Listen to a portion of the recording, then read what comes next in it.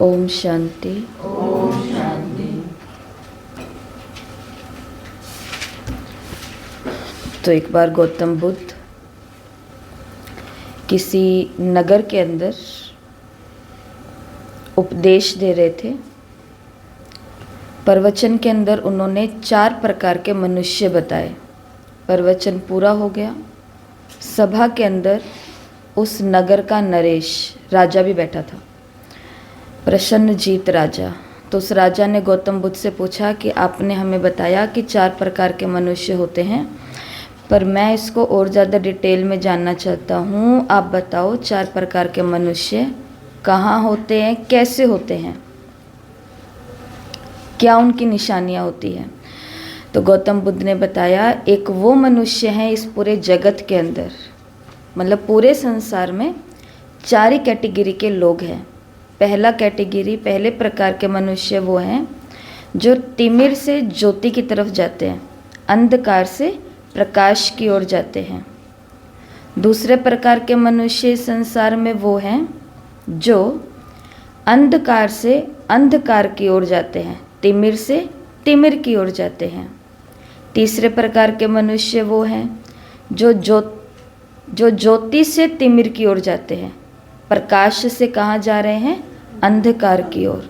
और चौथे प्रकार के मनुष्य इस संसार में उन्होंने बताया कि जो ज्योति से ज्योति की ओर जाते हैं, प्रकाश से प्रकाश की ओर। कौन से 4 प्रकार के मनुष्य बताए? एक वो जो अंधकार से प्रकाश की ओर जाते हैं, चलो। दूसरे वो जो प्रकाश से अंधकार की ओर जाते हैं। तीसरे वो जो अंधकार से अंधकार की तरफ जाते हैं।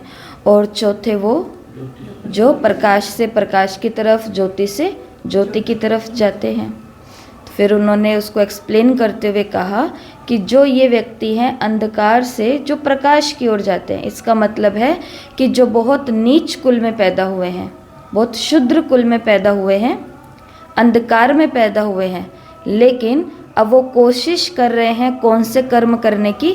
सत्य कर्म करने की, ऊंचे कर्म करने की, श्रेष्ठ कर्म करने की। तो ये वो हैं जो अंधकार से प्रकाश की ओर जाते हैं।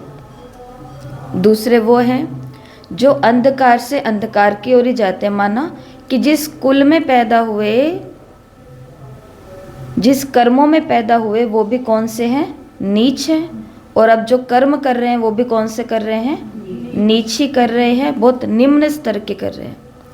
तीसरे प्रकार के वो जो ज्योति से अंधकार की ओर जाते हैं, कि जो बहुत उच्च कुल में पैदा हुए हैं, लेकिन वो कर्म कौन से कर रहे हैं? बहुत उच्च कुल, मतलब ब्राह्मण कुल के अंदर पैदा हुए हैं, लेकिन उनके कर्म क्या हैं? बहुत नीचे हैं, बहुत छोटे कर्म हैं।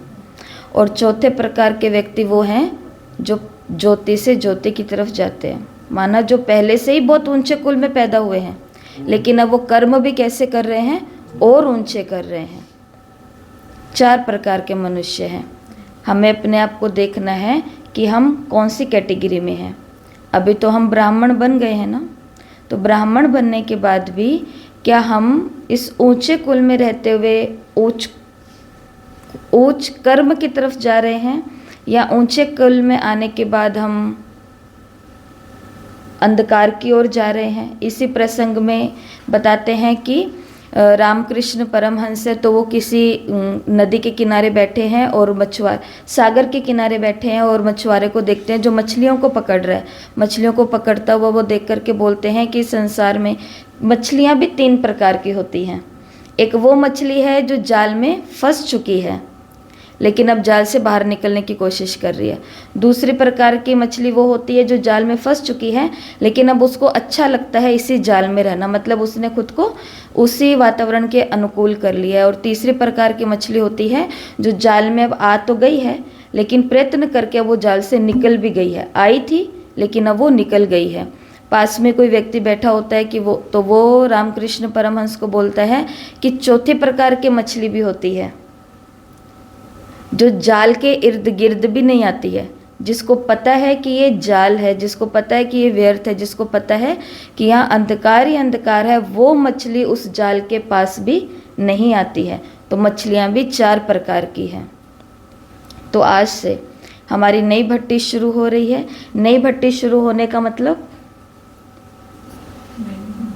वो पुरुषार्थ की ओर नया नए नियम। नई भट्टी शुरू होने का मतलब नए नियम। नई भट्टी शुरू होने का मतलब और कुछ नया पुरुषार्थ। नई भट्टी का मतलब नया उमंग। नई भट्टी का मतलब नया जोश। नई भट्टी का मतलब नया ज्ञान रतन बाबा के नए नए नए नए पॉइंट्स। और नई भट्टी का मतलब नई क्लास, नया नया जागरण। क्या है इस जागरण का नाम इस बार? प्रचंड जागरण हो गया, अलौकिक जागरण हो गया। अभी कौन सा है? दीप्तिमान, मतलब प्रकाश। कि अब जागरण भी हो, लेकिन वही बात की कि पहले से ही हम बहुत ऊंचे हैं, पहले से ही ज्योति में हैं। अब और भयंकर ज्योत में हमको जाना है, मतलब जहाँ केवल ही केवल प्रकाश ही प्रकाश हो। तो इस भट्टी के 4 नियम रहेंगे। सबसे पहले कि ये भट्टी किन मुरलियों पर आधारित होगी? सन 1974 और 76। 75 की मुरलियाँ बहुत सारी हैं, बहुत बड़ी हैं, तो उसको अगली भट्टी में लेंगे। इस भट्टी के अंदर ये 2 मुरलियों को लेंगे। तो जब भी कोई नया पुरुषार्थ शुरू करते हैं ना, तो कहा जाता है कि नए पुरुषार्थ शुरू करने से पहले हमें अपने बहुत विनीत भाव से उस नए पुरुषार्थ के लिए प्रार्थना करनी चाहिए। जैसे गीता के 4 अध्याय में बोला गया है कि जब भी आप किसी गुरु के पास जाओ, तो गुरु के पास जाओ तो गुरु की चेकिंग करने के लिए नहीं जाओ, गुरु की टेस्टिंग करने के लिए नहीं जाओ कि इनको क्या मालूम है, ये इस विषय में क्या जानते हैं, इनको पता है कि नहीं पता है, इनको क्या क्या बातें याद रहती है। गीता के 4 अध्याय में लिखा हुआ है कि जब भी आप किसी गुरु के पास जाओ तो आप बहुत विनीत भाव से जाओ कि हम आपके पास आए हैं आपको जानने के लिए नहीं, आपको सुनने के लिए नहीं, आपको कितनी चीज़ें याद है ये पता लगाने के लिए नहीं, लेकिन सिर्फ सेवा भाव के लिए आए हैं। तो कहते हैं उसके अंदर कि जब पहुंच गए हैं सेवा के लिए, विनीत भाव के लिए, केवल प्रार्थना करने के लिए, अब गुरु जब उपदेश देगा तो वो सीधा उपदेश कहाँ जाएगा? सीधा अंदर जाएगा। तो इसी प्रकार से मुरलियाँ हैं, तो मुरलियों को पीछे मुरलियाँ जो हमारी पूरी हुई, लास्ट दिन की क्लास क्या थी? एक वो बच्चे हैं जो जानते हैं, दूसरे वो हैं जो मानते हैं, और तीसरे वो हैं जो चलते हैं। तो एवर लास्टिंग स्टेज कौन सी बताई बाबा ने? चलने वाली। जानना अलग विषय हो गया, मानना अलग विषय हो गया, वो सबको मालूम है क्या नहीं है।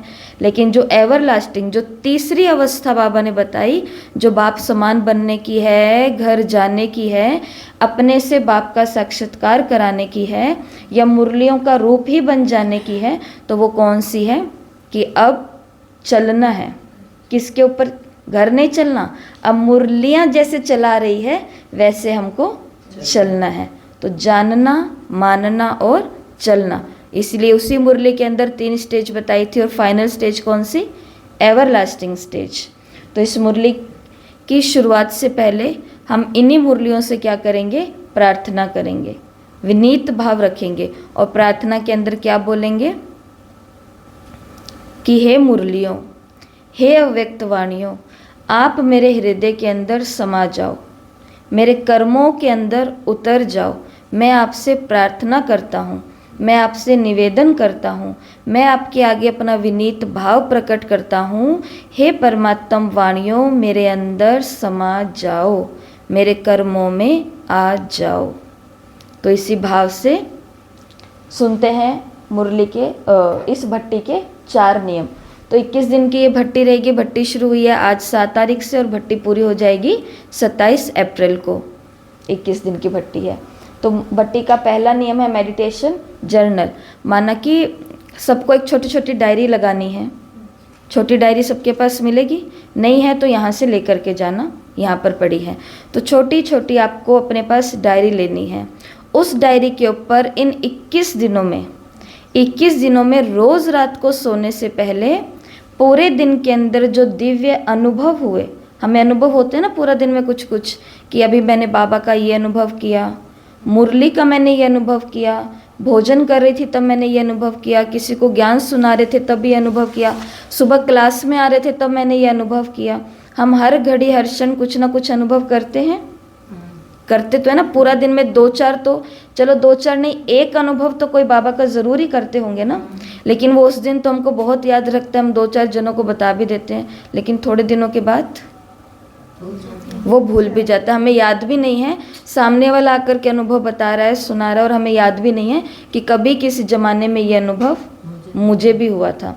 तो इन 21 दिनों में सबको क्या करना है कि जो आपको अनुभव हुए हैं, अलौकिक अनुभव, छोटी छोटी डायरियाँ लगानी है या रखनी है, और उसके अंदर बहुत स्वीट और शॉर्ट तरीके से अपना वो अनुभव लिख देना है। वो एक अनुभव भी हो सकता है, वो 2 भी हो सकते हैं, वो 4-5 भी हो सकते हैं।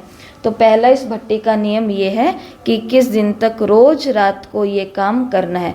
लंबा चौड़ा नहीं करना है, क्योंकि पिछली भट्टी के अंदर भी आपको बोला था, मुरली के अंदर ही आया था कि जो चीज़ सहज होती है वो निरंतर होती है, जो चीज़ मुश्किल होगी वो निरंतर नहीं होती है। वो शुरू शुरू में जोश होता है, फिर जोश नीचे आ जाता है। पहला नियम। दूसरा नियम है नो गॉसिप्स। गॉसिप का मतलब क्या होता है? गपशप, जिसको बाबा बोलते हैं झरमोई और जगमोई। इन 21 दिनों में कोई भी गॉसिप्स नहीं करनी है, नहीं भी करते होंगे पर कर भी लेते होंगे, पर 21 दिन के अंदर किसी के पर्सनल जीवन में कुछ भी हो रहा है, किसी के घर में कुछ भी हो रहा है, किसी सेवा केंद्र पे कुछ भी हो रहा है, किसी के जीवन में कुछ भी चल रहा है, लेकिन मुझे कोई भी गपशप, कोई भी गॉसिप्स 21 दिन, सिर्फ 21 दिन के लिए, 22वें दिन छुट्टी है, कर सकते हैं, जी भर के कर सकते हैं जो इकट्ठा किया है। परंतु हम क्या अनुभव करेंगे कि 21 दिन के अंदर हमको इतने सुंदर अनुभव होंगे कि संस्कार, आदत, फिर हमारा दिल नहीं करेगा वो करने का। लेकिन 21 दिन नो गॉसिप का मतलब बिल्कुल भी गपशप नहीं। और गपशप होने के हम सभी ने अनुभव किया ना, हम गपशप कहाँ करते हैं? गपशप हम करते हैं जब हम भोजन पर बैठते हैं, तो वो हमारा टाइम होता है। गपशप हम कब करते हैं? जब हम 2 जने इकट्ठे घूमने के लिए जाएंगे तब करेंगे, या फिर जैसे हम थोड़ा फ्री होंगे तो तब हम कोई ना कोई गपशप करेंगे। तो इसके लिए क्या है इस भट्टी का नियम दूसरा? 21 दिन के लिए कोई भी गॉसिप्स नहीं करनी है, किसी के पर्सनल जीवन का हमें कोई भी जानकारी से कोई भी मतलब नहीं है। तीसरा नियम है साइलेंट नेचर वॉक वंस। एक बारी पूरे दिन में मौन की अवस्था में नेचर में वॉक करनी है, बस एक बारी।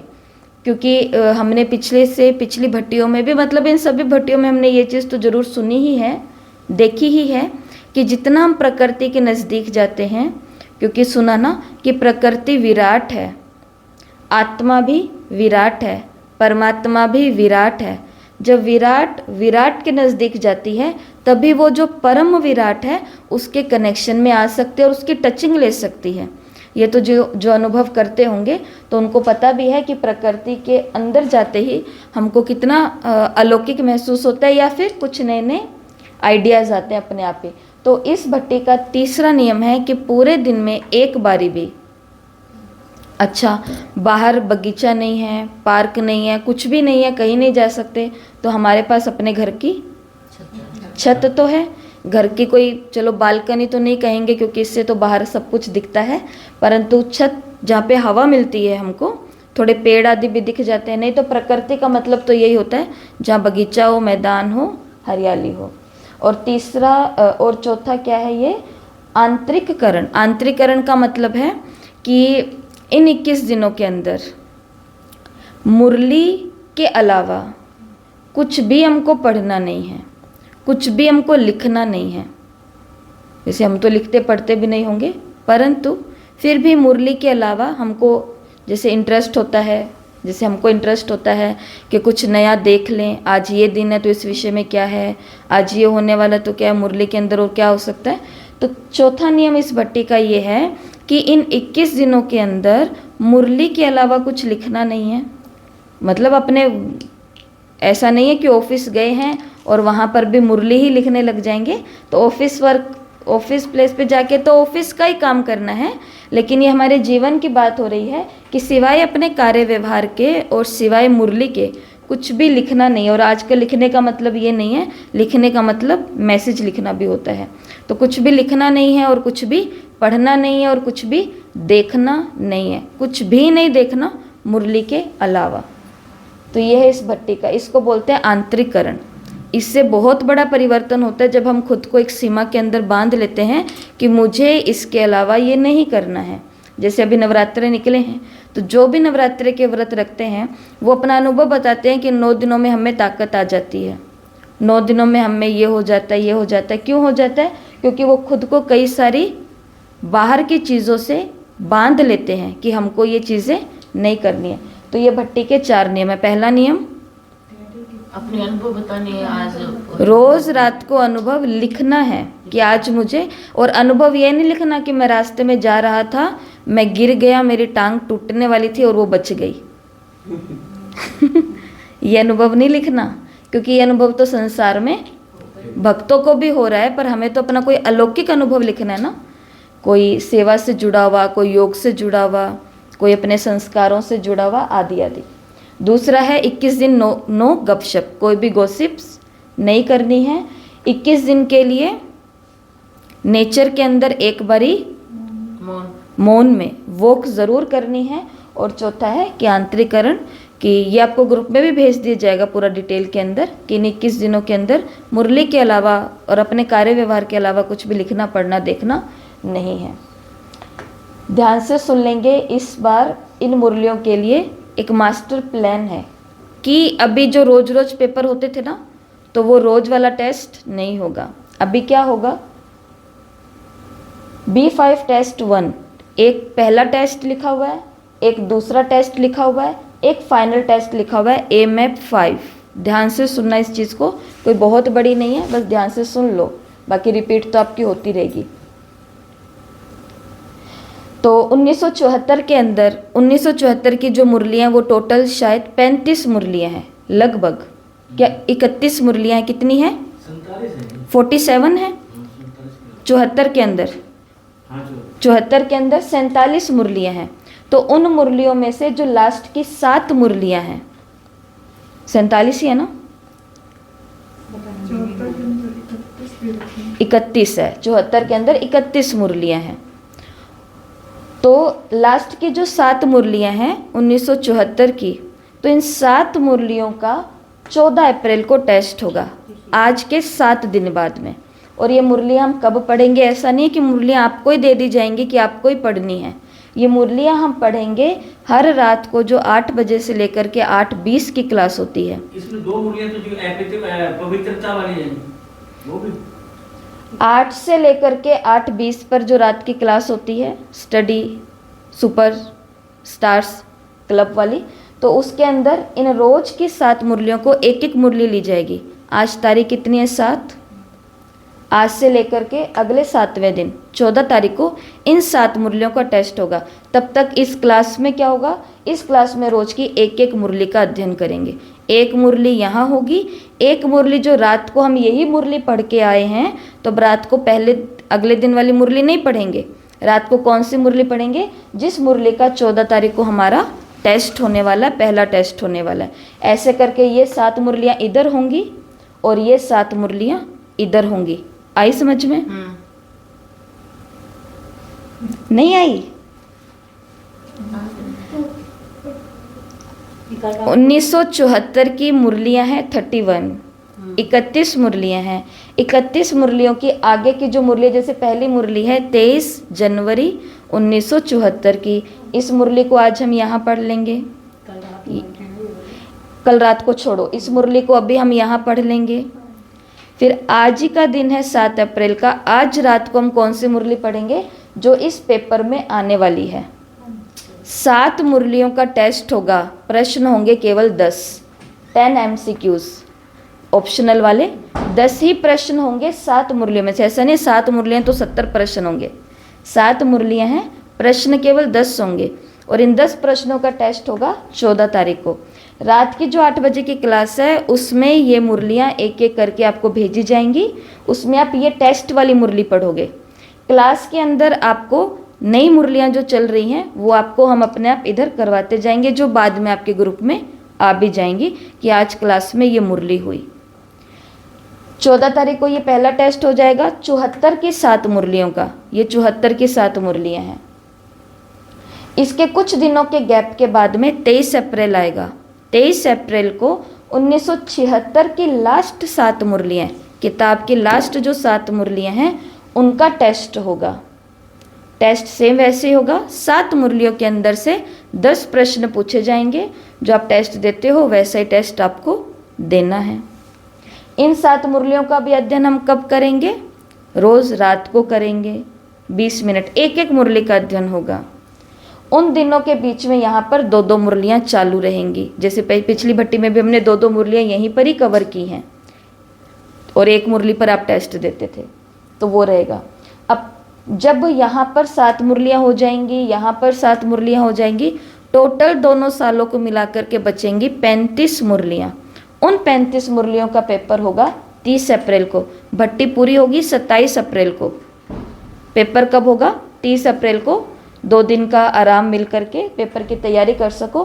35 मुरलियों का, शेष बची हुई 35 मुरलियों का फाइनल टेस्ट होगा, जो 50 नंबरों का ही होगा, जिसमें 25 वाला पास होगा और 25 से कम वाला फेल हो जाएगा। परंतु ये होने वाली बातें हैं।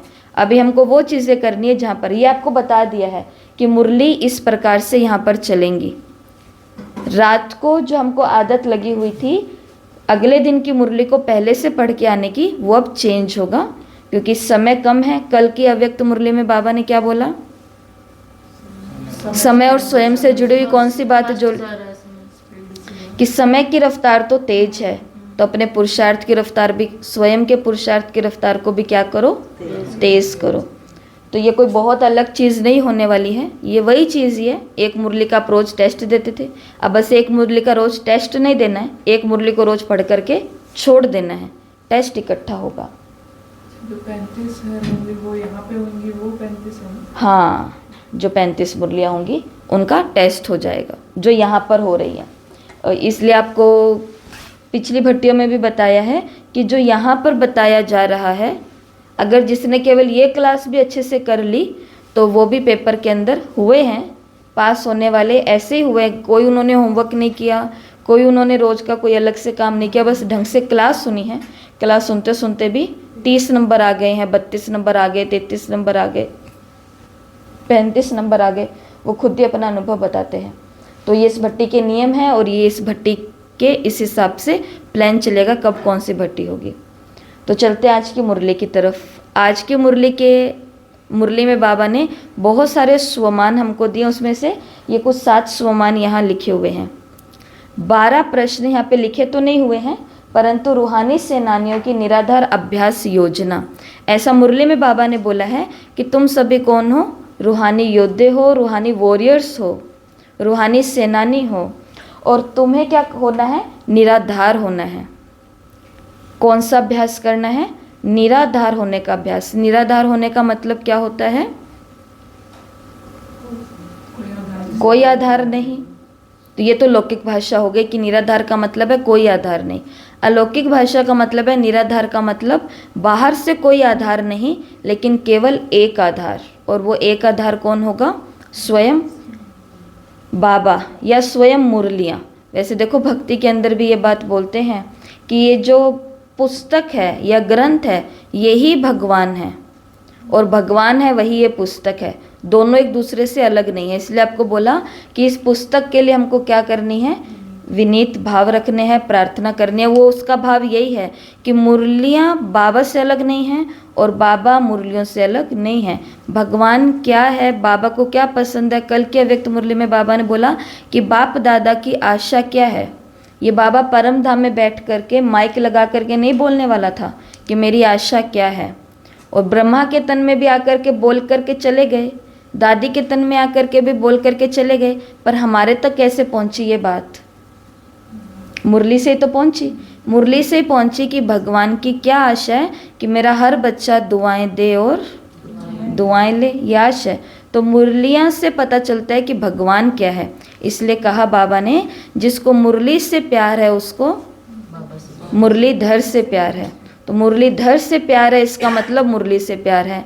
कई बोले कि मुझे बाबा से तो प्यार है, परंतु मुझे मुरली नहीं समझ में आती, मुरली पढ़ने का दिल नहीं करता, मुरली मेरे अव्यक्त मुरली ऊपर से निकल जाती है।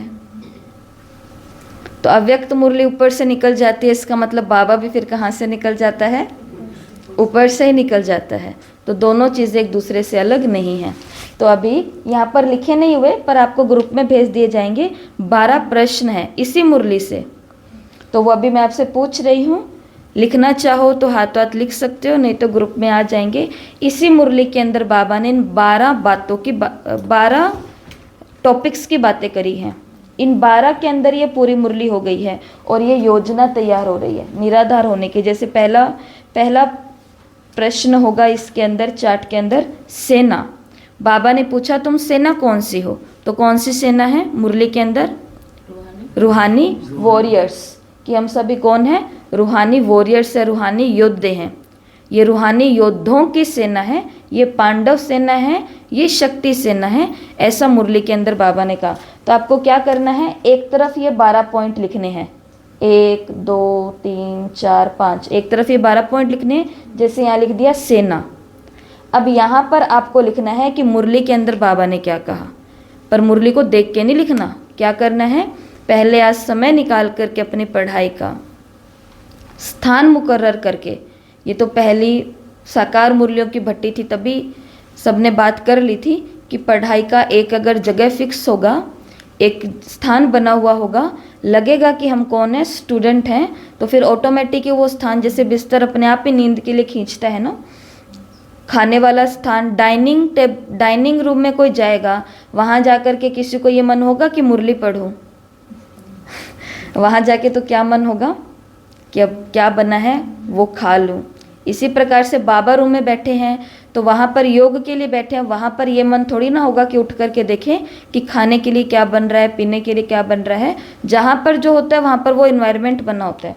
तो आज समय निकालेंगे आप अपनी पढ़ाई का, जो भी आपने निश्चित किया हुआ है, बहुत ध्यान से। मुरली देखिए ना कितनी बड़ी है, कितनी बिल्कुल छोटी सी मुरली है।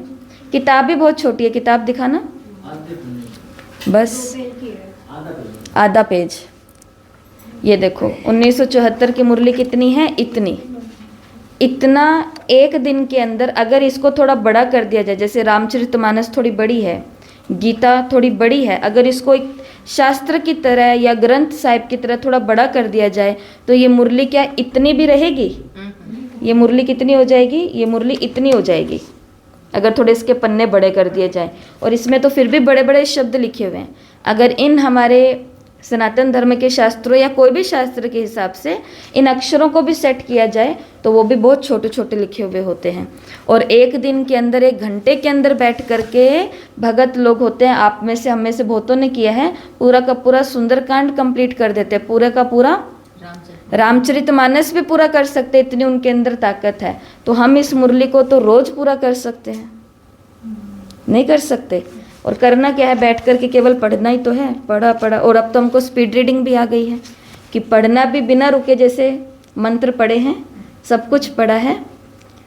अभी कोई बोले जय हनुमान ज्ञान गुण सागर, तो ऐसे आराम आराम से कौन बोलता है? कोई नहीं बोलता। कैसे बोलते हैं? जय हनुमान ज्ञान सागर, जय कपिस्ती लोक पूजा कर रामदूत अंजनी पुत्र पवन सुत नामा, सब एकदम स्पीड से जाता है। तो मुरलियाँ भी कैसे हो जाएं? हो सकता है कि ऐसी ना हो, इतनी स्पीड हम इनमें ना पकड़ सके, क्योंकि ये भगवान की अलग अलग समय पर अलग अलग व्यक्तियों के सामने अलग अलग परिस्थिति में बोली हुई वाणी है। अब एक मुरली के अंदर बाबा निराधार का कुछ और मतलब बताएंगे, इस मुरली में कुछ और बता दिया, अगली मुरली में कुछ और बताएंगे। तभी पेपर देने के बाद कईयों के पर्सनल मैसेज आए तो उन्होंने ये बोला है कि मेरे कई सारे प्रश्न इसलिए गलत हो गए क्योंकि मैंने सोचा कि ये उस मुरली से पूछा है, उस मुरली से पूछा, क्योंकि उस मुरली में तो ऐसा कहा था, तो यहाँ पर ये दिक्कत है, ये बात होती है। तो क्या करना है? मुरली निकालनी है। पहली मुरली 23/1/1974 की, और ये एक पन्ने की मुरली है। ये यहाँ से लेकर के यहाँ पर पूरी हो जाती है। इस मुरली को ऊपर से नीचे, नीचे से ऊपर, आगे से पीछे, दाएं से बाएं, बीच में से अगल बगल से, बीच में से ऊपर नीचे, सब जगह से छान लेना है मुरली के अंदर क्या है क्या नहीं है। जब ऐसे एक पन्ने की मुरली को हम पढ़ लेंगे, उसके बाद में हमें 12 पॉइंट्स मिले होंगे। पहला होगा सेना। आप खुद से यहाँ लिखोगे कि बाबा ने सेना के बारे में क्या बोला, कि तुम कौन सी सेना हो, रूहानी सेना हो, रूहानी योद्धे हो, रूहानी वॉरियर्स हो, जो भी आपको याद आए।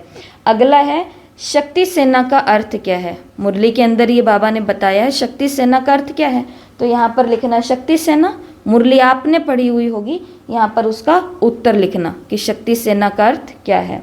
अगला है नाम, कि तुम्हारा नाम क्या है, बाप का नाम क्या है, बाप की महिमा क्या है, बाप का कर्तव्य और काम क्या है। छठा प्रश्न, कला कौन सी है। मुरली के अंदर बाबा ने कौन सी कला की बात करी है, कि अब तुम्हारी गिरती कला नहीं चाहिए, अब तुम्हारी ठहरती कला नहीं चाहिए, अब तुम्हारी उतरती कला नहीं चाहिए। अब कौन सी कला होनी चाहिए, हर सेकंड हर बात में बाबा ने कहा तुम्हारी चढ़ती कला हो। हर सेकंड हर बात हर मिनट में हर पल में कौन सी चढ़ती कला हो, ना उतरती कला, ना ठहरती कला और ना। तो ये जैसे मान लो छठा प्रश्न आया कला, तो इसके अंदर लिखना कौन सी कला, मेरी कौन सी कला है, मेरी चढ़ती कला है। अगला प्रश्न, आपके पीछे कौन है, कौन है रितु बहन, देखो आपके पीछे कौन है। पुष्पा बहन आपके पीछे कौन है, दो भाई जी हैं। राज बहन आपके पीछे कौन है, बाबा। बाबा है। आपके पीछे कौन है, बैकबोन श्री बाबा है। आपके पीछे कौन है, मुरली पढ़ी है रात को, नहीं पढ़ी, कोई बात नहीं। अब वैसे भी मुरली हम यहीं पर ही करने वाले हैं अध्ययन। बाबा ने मुरली के अंदर बोला कि आपके पीछे कौन है, आपके पीछे सारे संसार की आत्माएं हैं, क्योंकि आप तो इंजन हो ना। इंजन आगे है, डब्बे पीछे हैं, और इन डब्बों में बाबा ने कहा कोई दो चार हमारे घर वाले नहीं, दो चार हमारे संबंध संपर्क वाले नहीं, दो चार सेंटर निवासी नहीं, लेकिन तुम्हारे पीछे कौन है। देखो अब देखो अपने पीछे कौन है, देखो अपने पीछे पूरी भीड़ को देखो, देखो पीछे मुंह करो। पूरे संसार की आत्माएं बाबा ने कहा आपके पीछे। अब बताओ इंजन जिधर जाएगा संसार किधर जाएगा, उस तरफ जाएगा। इंजन की चढ़ती कला होगी तो बाबा ने कहा पूरे विश्व की आत्माओं की चढ़ती कला होगी। इंजन की ठहरती कला होगी तो पूरे संसार की आत्माओं की ठहरती कला होगी। ये बाबा ने हम पर क्या दिया है, रिस्पॉन्सिबिलिटी, जिम्मेवारी, क्योंकि हम कौन है, इंजन है। तो कौन है तुम्हारे पीछे, पूरे विश्व। यहाँ पे लिखना तुम्हारे पीछे कौन है, उत्तर में लिखना विश्व की सभी आत्माएं। मुरली के अंदर दिया हुआ है वो आप पढ़ोगे और लिख दोगे। पाठ का महत्व और जिम्मेवारी क्या है, लिख देना। आपकी रॉन्ग सोच क्या है, मुरली के अंदर बाबा ने कहा है कि बच्चों की माना आपकी रॉन्ग सोच क्या है। कौन सी हमारी रॉन्ग सोच,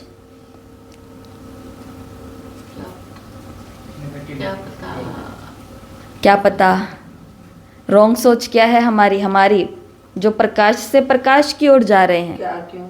क्या क्यों रॉन्ग सोच क्या है हमारी, ये तो हम अपने जीवन से बता रहे हैं ना। मुरली के अंदर बाबा ने क्या बोला, मुरली में बाबा ने बोला है कि रॉन्ग सोच बच्चों की यही है कि वो ये सोचते हैं कि अब से ये नहीं करेंगे या कल से ये करेंगे। ये हमारी रॉन्ग सोच है, ये हमारा सोचना बिल्कुल गलत है कि अब से ये करेंगे या अब से ये नहीं करेंगे, आदि आदि। तो ये आपको प्रश्न देंगे, आगे आप उत्तर लिख लेना। मुरली में एग्जैक्ट बाबा ने जो शब्द बोले हैं वो। अच्छा, अगला प्रश्न है 10वां, 1 सेकंड का ऑर्डर, प्रोग्राम, इशारा।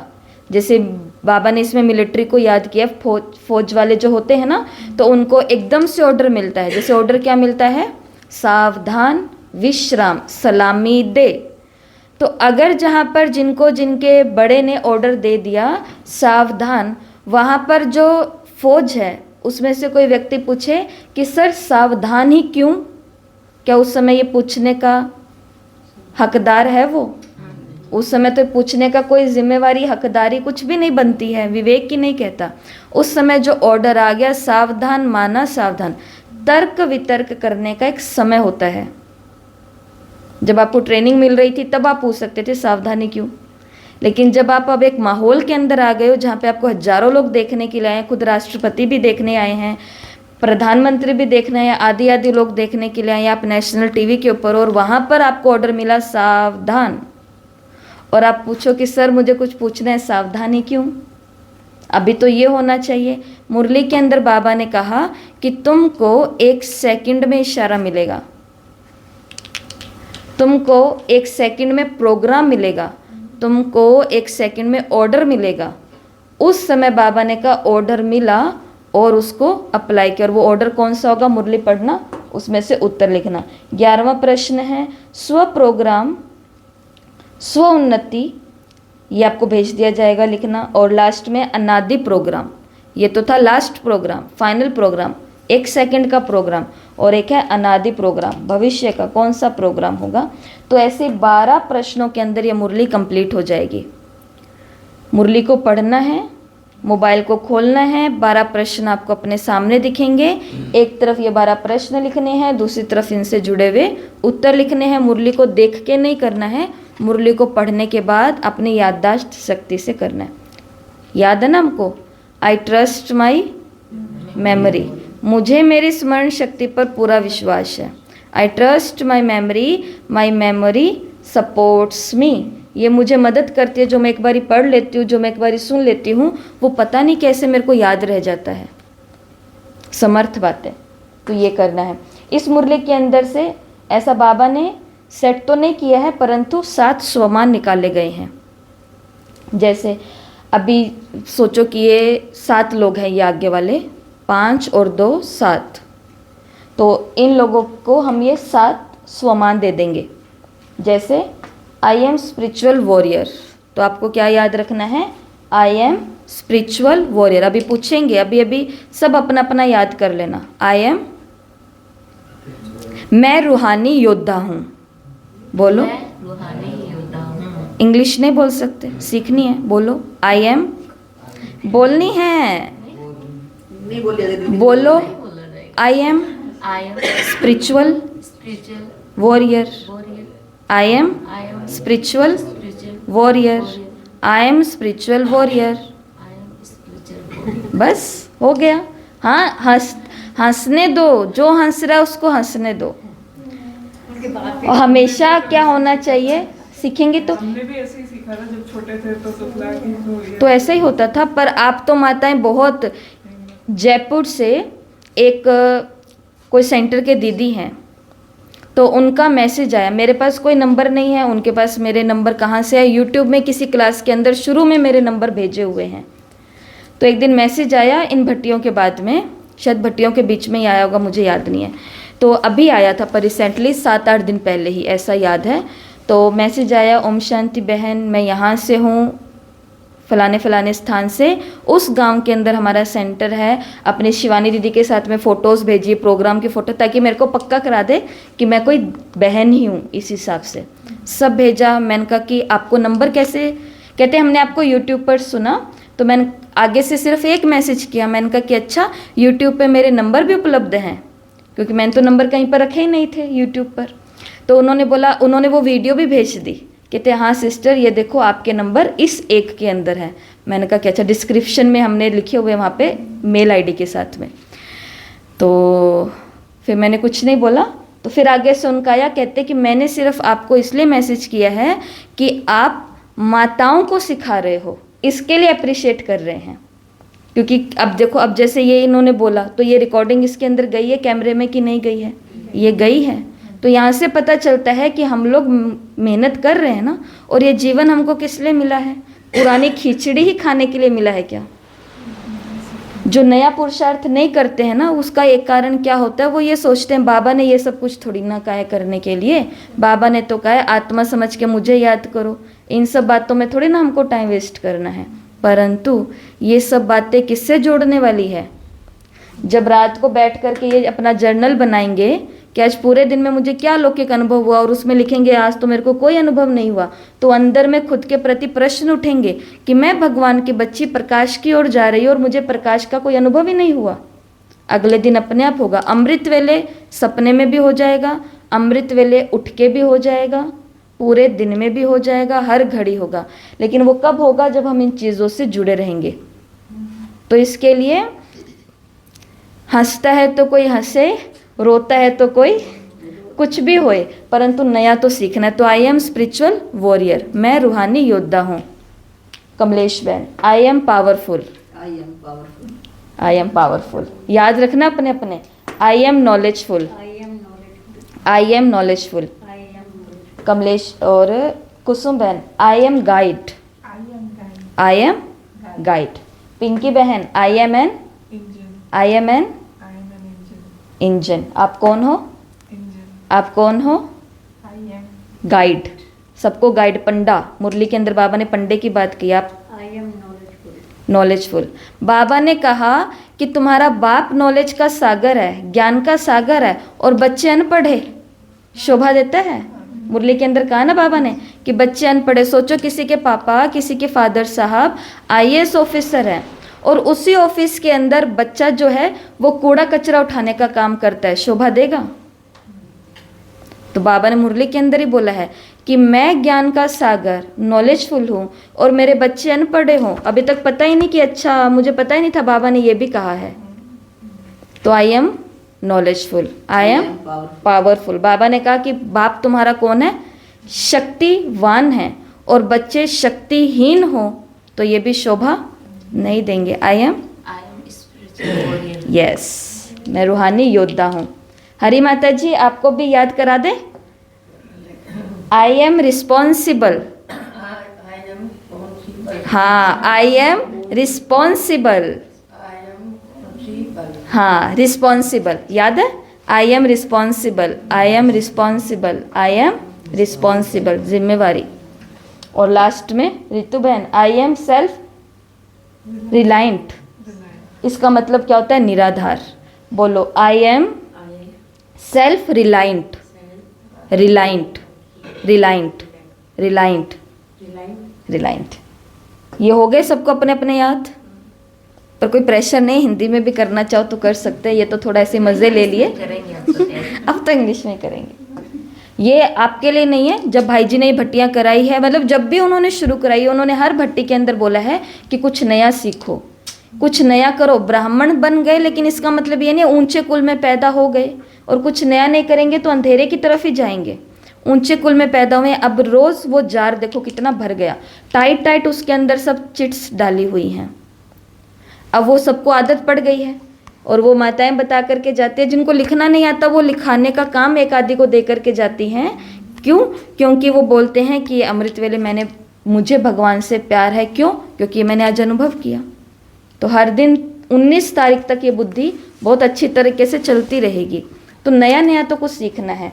अब ये एक एक जना बोलेगा और हम सब इनके पीछे बोलेंगे, क्योंकि आज हमको ये सातों मुरली के जो स्वमान हैं कंठस्थ हो जाने चाहिए, कंठस्थ हो जाने चाहिए सबको। कल पूछा जाएगा, कल ये 12 प्रश्न भी किसी से पूछे जाएंगे, कल ये 7 स्वमान भी किसी से पूछे जाएंगे, क्योंकि काम आज कुछ ज़्यादा है ही नहीं। I am spiritual warrior, I am spiritual warrior, I am powerful. बोलना इनके पीछे बोलना है। I am knowledgeful, I am guide, I am an engine, हाँ, I am responsible, I am self reliant, I am self reliant. मैं निराधार हूँ। जो बोलने में आपको ज़्यादा सुख लग रहा है, आपको निराधार बोलने में ज़्यादा सुख महसूस हो रहा है, तो फिर निराधार बोलेंगे। तो ये 7 स्वमान है। यह सबको अच्छे से घोट करके खा भी लेने हैं, पी भी लेने हैं, और इसके नशे में भी आज रहना है। ये ऐसे नहीं खाया गोटा पिया जाएगा, ये आई am self reliant, I M ये क्या था, ऐसे नहीं होगा। कर्म में आते समय, अभी बोला ना मुरली से यही तो प्रार्थना की कि तुम मेरे हृदय के अंदर बस जाओ, तुम मेरे कर्मों के अंदर आ जाओ। तो मुरली ऐसी आएगी कर्मों में जब हम खुद को याद रखेंगे, मैं पंडा हूँ, तुम्हारे पीछे कौन है? संसार की सर्वात्माएं। तो ये है आज की मुरली, बस हो गई। आज का होमवर्क क्या है? 12 प्रश्न के उत्तर, इन 12 प्रश्नों के पूरे उत्तर दिन का और अपना लिखना। जर्नल बनाना है। 21 दिन तक कोई भी गपशप, नहीं करनी। उनको बोलते ना 21 दिन व्रत है। नोरते हमारे अब शुरू हुए हैं, नवरात्रे हमारे अब शुरू हुए हैं। 21 दिन कोई भी गपशप नहीं। और जिसने ये इस बारी, पिछली बारी तो हमने कोई भी रखा नहीं हुआ था, किसी को कुछ मिलेगा नहीं मिलेगा जो है, पर इस बारी ये जो 4 नियम हैं, जिन्होंने भी पूरे ईमानदारी से, ईमानदारी से का मतलब ईमानदारी से, बाबा देख रहा है, बाबा देख रहा है, तो ईमानदारी से जिन्होंने ये 4 नियम किए, तो उनको बाबा के घर से जो हमने वो हमारे पास गोल्ड स्टूडेंट की प्राइज़ है या शील्ड है या मोमेंटो है, तो वो उनको दिया जाएगा। तो ये है हमारे 4 नियम। तो आज का ये इतना सा काम है। तो आज रात से 8 से लेकर के 8:20 ओनली 20 मिनट, 30 मिनट की अब क्लास नहीं है रात्रि की, 20 मिनट की क्लास है। 8 बजे क्लास शुरू हो जाएगी और एक मुरली को हम पढ़ेंगे जो आपको ग्रुप में टेस्ट के लिए भेजी जाएंगी। अब कल 25 जनवरी 1974 की मुरली को हम यहाँ पर लेंगे। अगली मुरली 25 तारीख की है, ठीक है। तो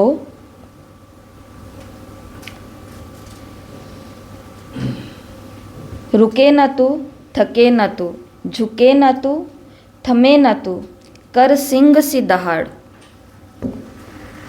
साथ तेरे वो कालों का काल, शिव लेकर आया एक ज्योतिर्मय क्रांति मशाल, आओ मिलके संकल्प करें हमें पावन बनना है, वातावरण में फैली गंदगी को मिटाना है, इस धरती को स्वर्ग बनाना है, इस धरती को स्वर्ग बनाना है, आओ मिलकर संकल्प करें हमें तपस्वी बनना है, पर्यावरण में फैले विकारों को मिटाना है, वीरान हो रही धरती, विलुप्त हो रही पवित्रता, पाकीज़गी बिना जीवन, पाकीज़गी मतलब प्योरिटी, पाकीज़गी बिना जीवन मुमकिन नहीं रे, वीरान हो रही धरती, विलुप्त हो रही पवित्रता, पाकीज़गी बिना जीवन मुमकिन नहीं रे, हमें पावन बनना है, दुनिया को बचाना है। तुम्हारे पीछे कौन है? संसार की सर्व आत्माएं तुम्हारे पीछे है। तो दुनिया को बचाना है, हमें पावन बनना है, दुनिया को बचाना है। आओ मिलकर संकल्प करें हमें योगी बनना है, संसार में फैली अशुद्धि को मिटाना है, खंडर हो रहे घर को फिर से घर बनाना है, आओ मिलके संकल्प करें हमें पवित्र बनना है, सृष्टि में फैली नापाकी को, अपवित्रता को मिटाना है, इस धरती को स्वर्ग बनाना है, इस धरती को स्वर्ग बनाना है। अच्छा, ओम शांति। तो जिन्होंने भी ग्रुप ज्वाइन नहीं करके रखा है टेलीग्राम पर, वो ग्रुप को ज्वाइन कर लेंगे। रात को जो हमारा स्टडी स्टार ग्रुप है उसके अंदर भी सबको ज्वाइन होना है। इकट्ठे संगठन में बैठ करके मुरली का अध्ययन करना है, वाइब्रेशन फैलते हैं। अपना तो करा नहीं। हाँ, बाकियों का किया हुआ। ओम शांति। ओम शांति।